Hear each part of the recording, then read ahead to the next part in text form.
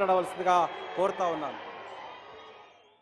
అశేషంగా ఈరోజు తరలి వచ్చినటువంటి మా కరీంనగర్ సోదరులకు సోదరిమణులకు మరి ముఖ్య అతిథులుగా విచ్చేసినటువంటి మన అభిమాన నాయకుడు అభివృద్ధి ప్రదాత యువతకు ఉపాధి అవకాశాలు కల్పించడంలో ఈ ప్రభుత్వాన్ని ఎంతో ముందు చూపుతో తీసుకెళ్తున్నటువంటి సీఎం రేవంత్ రెడ్డి గారికి వేదిక మీద ఉన్నటువంటి పెద్దలందరికీ పేరు పేరున నమస్కారాలు.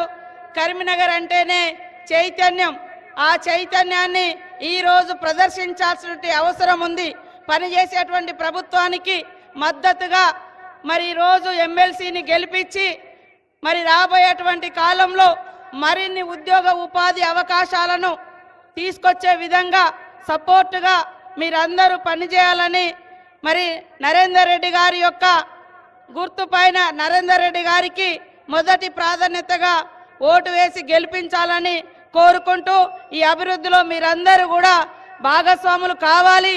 ఈరోజు బీజేపీ నాయకులు మరి 11 సంవత్సరాలుగా ఎన్ని ఉద్యోగాలు ఇచ్చిండ్రు, ఈ యొక్క 11-12 నెలలలో కాంగ్రెస్ ఏం ఉద్యోగాలు ఇచ్చిందో ఒక్కసారి చెక్ చేసుకోండి. ఈరోజు ఒక్కటంటే ఒక్క పథకం తీసుకురాకుండా మరి పబ్లిక్ని మభ్యపెట్టే మాటలు తప్ప ఈరోజు ఈ రాష్ట్రంలో పింఛని 2000 రూపాయలు ఇస్తే కేంద్రం ఇచ్చేది అందులో 200.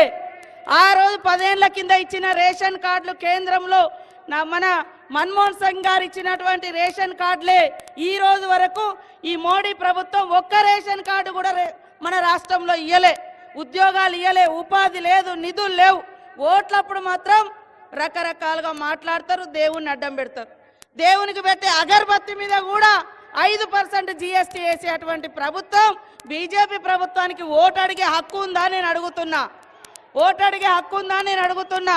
కాబట్టి ఈ చైతన్యవంతమైన గడ్డ మీద నుంచి మీ ఊరు బిడ్డ ఈ ప్రాంత వాస్తవ్యుడు నిలబడుతున్నాడు. కాబట్టి తప్పకుండా అభివృద్ధి చేసి మీకు తోడుగా ఉండేటువంటి కాంగ్రెస్ ప్రభుత్వ అభ్యర్థికి మీరు గెలిపించాలని కోరుకుంటూ అందరికీ నమస్కారాలు, ధన్యవాదాలు. థ్యాంక్ యూ అక్క. శాసనమండలి సభ్యులు జీవన్ రెడ్డి గారిని మాట్లాడవలసిందిగా కోరుతున్నాను. క్లుప్తంగా సార్ ఏమనుకోవద్దు దయచేసి.